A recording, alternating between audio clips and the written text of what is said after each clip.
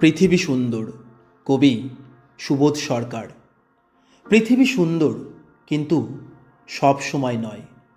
3 দিন খাবার জোটেনি, দণ্ডিতের মতো যে মাতৃহারা বালক বসে আছে নদীর ধারে, নদী তার কাছে অসহ্য। পৃথিবী সুন্দর, কিন্তু সব সময় নয়। গায়ের চামড়া কালো বলে যে বোনের বিয়ে হয়নি, সে একটা সূর্যমুখী ফুলের দিকে তাকিয়ে আছে।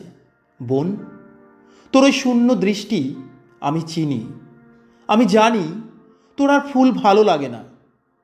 তবু পৃথিবী সুন্দর, একজন কাঁদতে কাঁদতে বলল।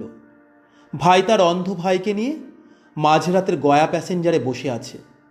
মাঝরাতের পৃথিবী আরও বেশি নিষ্ঠুর।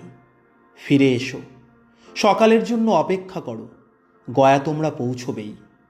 একদিন গয়া পৌঁছে তথাগত পায়ে হেঁটে পাঞ্জাব গিয়েছিলেন, অথচ সেখানেই শুনি রক্ত আর রক্ত আর রক্ত। পৃথিবী সুন্দর নয়।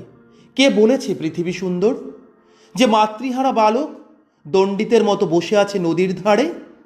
যদি কোনো নারী সোনার কুঠার নিয়ে উঠে এসে বলে, এটা তোমার, সে বলবে, মা, সোনার কুঠার দিয়ে আমি কি করব?